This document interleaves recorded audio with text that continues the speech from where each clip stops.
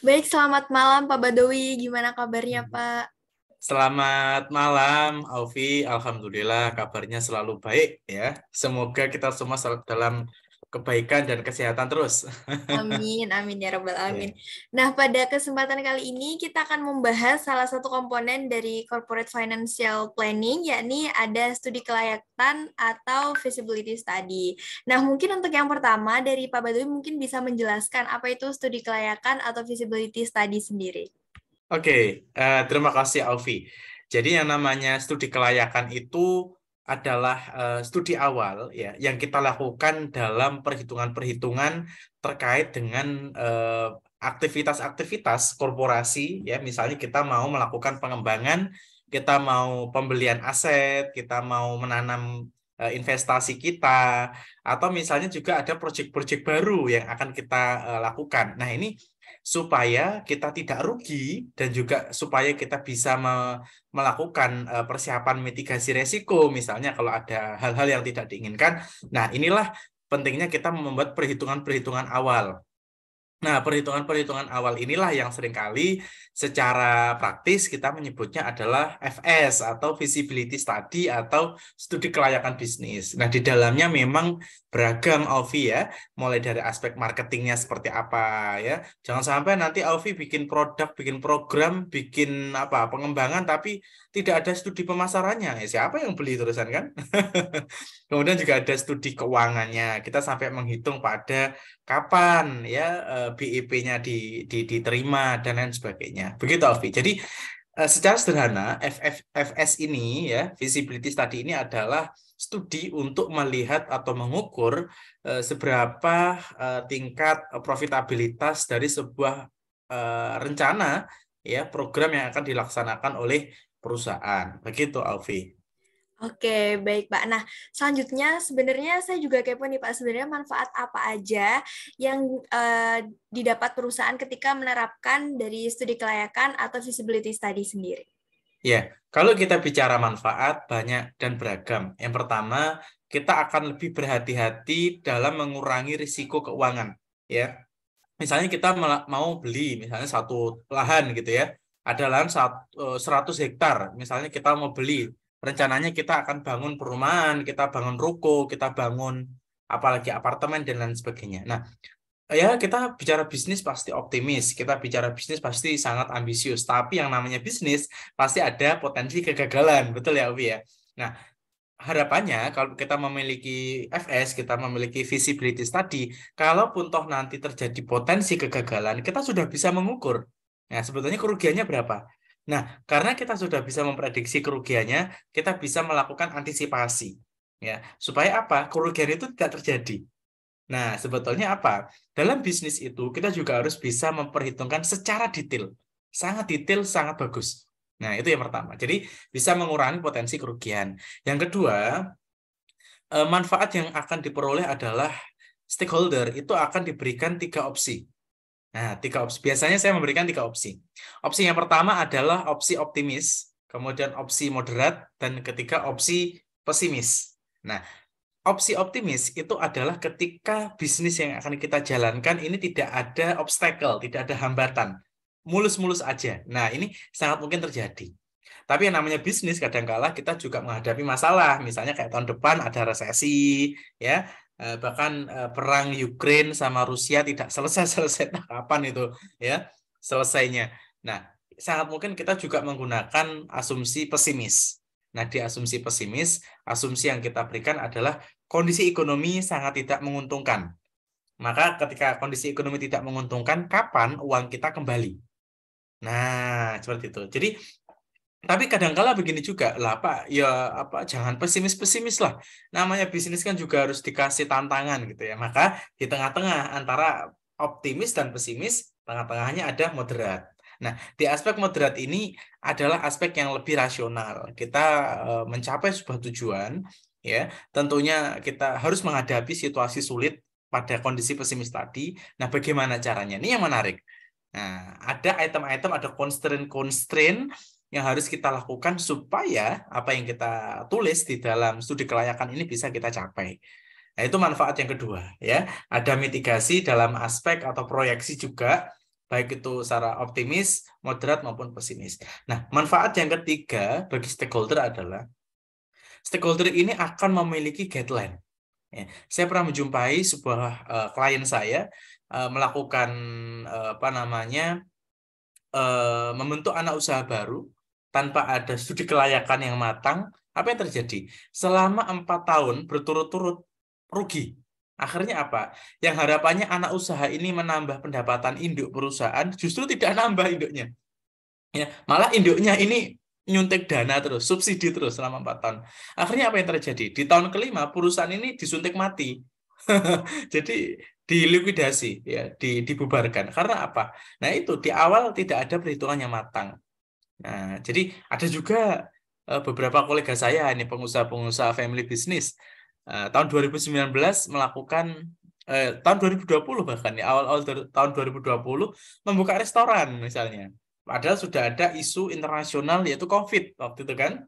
Nah, dia hanya modal yakin, tidak ada pengetahuan secara memadai ya dalam bisnis restoran dan dipukul ekonomi yang turun. Nah, langsung bangkrut.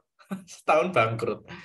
Nah, jadi apa yang terjadi? Jadi, kalau kita memiliki studi kelayakan, kita punya perencanaan yang bagus, kita bisa mempersiapkan keberhasilan sedini mungkin. Nah, ini ya, ini harus digarisbawahi. Jadi, manfaat secara general, kalau perusahaan memiliki FS, kita bisa menyiapkan keberhasilan, kesuksesan sedini mungkin. Nah, ini yang harus kita garis bawahi. Begitu, Alfi. Oke, baik Pak. Nah, selanjutnya saya juga mau nanya nih Pak, apa aja sih Pak komponen yang terdapat dalam feasibility study ini? Oke, komponen yang pertama mungkin secara general saya membagi menjadi dua. Ada yang non keuangan dan keuangan. Jadi banyak orang mengira bahwa feasibility study itu hanyalah keuangan. Sebetulnya bukan. Keuangan itu hanya konsekuensi sebetulnya. Nah, konsekuensi dari apa? Konsekuensi dari pilihan-pilihan bisnis, strategi-strategi yang kita buat, ya, asumsi-asumsi pasar yang kita buat sehingga muncul angka. Nah, angka itu sebetulnya paling akhir. Ya, tapi penting karena bisnis itu pasti yang dilihat adalah saya cuan berapa, saya profit berapa miliar, saya profit berapa triliun gitu. Tapi padahal itu adalah konsekuensi sebetulnya. Nah, jadi pada aspek keuangan, ya, pada aspek keuangan, mungkin yang non keuangan tadi sudah kita bahas ya, ada marketing, ada product development dan lain sebagainya. SDM-nya butuh berapa, struktur organisasinya seperti apa, ya, yaitu adalah aspek non keuangan. Nah, pada aspek keuangan, paling nggak ada beberapa hal ya, misalnya payback period, ya, kemudian ada apa namanya IRR. Nah, IRR itu internal rate of return, ya, IRR. Kemudian kita juga menghitung beberapa indikator kunci, yaitu adalah NPV. NPV ini penting ya. NPV itu net present value, jadi nilainya berapa sebetulnya saat ini. Nah, kemudian ke depan kalau kita hitung menggunakan discounted cash flow atau diskonto, nah ketemunya berapa angkanya? Artinya kita itu dalam bisnis ya, Alfi, kita tidak bisa menilai sebuah masa depan bisnis dengan nilai sekarang. Kadang-kala nggak bisa. Karena apa? Nilai perusahaan di 5 tahun lagi itu akan bisa berbeda. Ya, inilah menjadi salah satu keunggulan dari startup. Kenapa sih bisnis startup ini sangat seksi ya, sangat diminati oleh pemilik modal ya, venture capital atau juga mungkin seed funding ya, seri A, seri B, seri C, seri D dan lain sebagainya. Kenapa? Karena valuasinya sangat besar. Berbeda dengan perusahaan-perusahaan sudah settle ya kayak Unilever, Indofood. Itu valuasi perusahaannya nggak begitu besar. Nah, tapi startup itu memiliki multiple effect, multiple revenue yang luar biasa besar. Ya. Nah, maka di dalam membeli sebuah perusahaan, kita itu membeli masa depan dengan harga saat ini. Nah, jadi kalau kita melihat harga perusahaan saat ini, anggaplah 100.000 lah per lembar saham. Ya, kita membeli sekarang 100.000. Ya. Tapi sebetulnya pilihan kita itu melihat 5 tahun lagi, 10 tahun lagi. Nah, 10 tahun lagi itu sangat mungkin tidak 100.000, bahkan bisa 1 juta. Nah, 10 kali lipat, sangat mungkin. Kenapa? Karena bisnis baru. Ya, jadi itu beberapa item yang mungkin bisa saya sampaikan dan saya yakin ya para praktisi yang mendengar diskusi ini sudah paham gitu ya bahwa aspek-aspek itu penting untuk dipertimbangkan. Tidak mungkin kita berani kehilangan uang ya. Ya, meskipun banyak motivator ya bicara ya high return, high risk ya, high risk, high return. Kita harus bisa berinvestasi untuk masa depan. Tapi realitanya yang namanya pengusaha itu sangat pelit, tidak mau kehilangan uang, beneran. Nah, maka dari sikap itu ya bagus, artinya kita bisa membuat perhitungan yang matang supaya uang kita tidak hilang. Nah, ini sangat penting. Nah, seperti itu apa komponen-komponennya, Ovi. Hmm. Oke, baik Pak. Nah, selanjutnya saya juga pengen nanya nih Pak, bagaimana sih Pak tahapan dalam penyusunan dari studi kelayakan sendiri? Nah, tahapannya ada sebetulnya simple ya. Feasibility study itu pekerjaan yang simple, tapi mahal. Simple tapi mahal. Kenapa simple ya? Karena kita sudah berpengalaman ya. Jadi kita sudah tahu data-data yang kita butuhkan apa. Jadi yang pertama tetap kita melihat data collection. Nah, semakin cepat data diberikan kepada kita oleh klien, maka semakin cepat pula pekerjaan itu selesai. Ya, itu yang pertama. Yang kedua, setelah kita melakukan data collection, maka kita perlu FGD juga. Sebetulnya arah strateginya mau kemana? Nah, apa sih ekspektasinya? Ya, saya pernah mengerjakan eh, membuat anak perusahaan baru. Nah, ini kita mau buat anak perusahaan atau kita kerjasama saja dengan pihak ketiga atau kita sewa. Nah, jadi macam-macam. Nah, ini kita hasil diskusi dan FGD dengan user, dengan klien. Berikutnya adalah kita melakukan simulasi. Nah, simulasi ini kita biasanya menggunakan spreadsheet ya, kita pakai Excel, kita bikin simulasi, kalau optimis nilainya sekian, kalau moderat sekian, pesimis sekian. Nah, itu kita hitung mulai dari overall ya, mulai dari asumsi pendapatan, kemudian asumsi aset gitu ya, kemudian apa beban gaji. Beban gaji itu bukan sesuatu yang apa namanya yang tidak penting, sangat penting. Karena komponen beban operasional itu kebanyakan biasanya dari honor, dari gaji. Ya. Kemudian ada beban operasional. Beban operasional ini kita juga harus bisa memproyeksi ya 5 tahun ke depan seperti apa. Kemudian dari semua komponen itu ketemu laporan keuangan. Nah, laporan keuangan ini penting kita proyeksikan. Nah, dari laporan keuangan ini baru kita bisa menghitung rasio-rasio, misalnya payback period, ya, NPV, IRR, ya, diskontonya berapa. Mungkin juga beberapa rasio keuangan yang standar lah ya, kayak return on asset, return on investment, return on equity, atau mungkin EBITDA margin, dan lain sebagainya. Karena ada beberapa perusahaan ya yang saya pernah temui, Alfi. Kalau kita hitung pakai return on asset atau return equity itu nggak nyambung. Ya, kenapa? Karena ini perusahaan dapat pendapatan dari margin. Ya, margin misalnya kayak perusahaan outsourcing, perusahaan apa leasing. Ya, leasing itu kan dapat pendapatan dari selisih margin kan? Nah, apa yang bisa saya lakukan? Ya, saya perhitungannya pakai EBITDA margin. Nah, selain itu nggak cocok udah. Nah, EBITDA margin. Misalnya begitu, Alfi. Yes. Oke, baik Pak. Nah, itu tadi kan merupakan tahapan-tahapan dari penyusunannya. Nah, selanjutnya sebenarnya dampak positif apa sih Pak yang bisa dirasakan oleh stakeholder ketika nantinya menerapkan studi kelayakan ini? Ya, bicara tentang kemanfaatan, ya, yang pasti perusahaan akan lebih tertata, Ovi. Kalau perusahaan itu masih mainan 1 juta, 10 juta, 100 juta, nggak begitu signifikan. Tapi kalau sudah kita bermain angka miliar, kita angka triliun, maka kehilangan 1% saja itu sudah besar nilainya, betul ya? Nah, oleh karena itu manfaat yang secara organisasi kita dapatkan adalah organisasi kita akan lebih tertata dengan baik, tata kelolanya lebih baik. Kemudian juga mitigasi risiko bisa dilakukan dengan lebih proper, begitu. Ya, nah, ini beberapa manfaat secara sederhana yang bisa kita dapatkan kalau kita bisa menyusun FS. Nah, biasanya FS ini pun ada beberapa perusahaan saya melihat mereka melakukan in-house. Jadi disusun sendiri oleh timnya. Ya, kadang-kala kalau kayak gitu, multi kepentingannya juga banyak. Multi kepentingan juga banyak, kemudian juga pekerjaan-pekerjaan rutinitas day-to-day activity-nya juga terkendala ya, karena bikin FS ini harus fokus. Ya, oleh karena itu saya menyarankan kalau mau bikin FS di kelayakan itu harus menggunakan pihak ketiga. Kenapa? Supaya lebih cepat. Ya, 1 bulan, 2 bulan, atau 45 hari selesai. Kenapa? Kalau terlalu lama kita mendiamkan uang atau mendiamkan proyek ini nggak jalan-jalan, betapa banyak kerugian yang akan kita hadapi. Begitu, Alfi.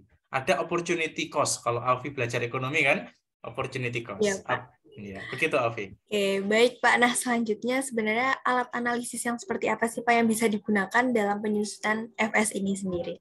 Ya, sebetulnya FS itu, ya kalau kita bicara non keuangan, misalnya marketing, ya kita bicara tentang apa namanya AIDA misalnya, awareness, interest, desire, action. Nah, itu beberapa aktivitas. Terus butuh duit berapa? Kalau kita bicara strategi, kita bisa menggunakan SWOT. Yang paling sederhana saja, pakai SWOT analisis. Ya. Kemudian kalau keuangan, sebetulnya FS ini adalah bentuk output ya dari yang kita sebut sebagai financial modeling. Nah, financial modeling ini adalah framework yang kita gunakan untuk menghitung hampir semua alat tadi. Tapi kalau kita bicara financial modeling, sebetulnya ini lebih besar lagi daripada sekedar FS yang saya sampaikan, karena banyak alat di sana. Nah, dari alat-alat ini maka yang terpenting adalah kita mengambil mana yang paling dibutuhkan sesuai dengan kondisi perusahaan. Begitu, Alfi. Jadi mungkin nanti kayaknya kalau ada yang tertarik tentang apa itu financial modeling, perlu ada sesi sendiri itu ya. Ya, begitu, Oke, Alfi. baik Pak. Nah, selanjutnya saya juga mau menanya mengenai metode kerangka berpikir yang bagaimana sih Pak yang bisa diterapkan dalam penyusunan FS ini sendiri? Kalau kerangka berpikir, sebetulnya semua itu sesuai flow ya. Iya. Jadi ada flow-nya, ada urutannya. Jadi sesuai saya sampaikan tadi bahwa keuangan itu adalah konsekuensi dari strategi korporasi yang kita lakukan, gitu ya.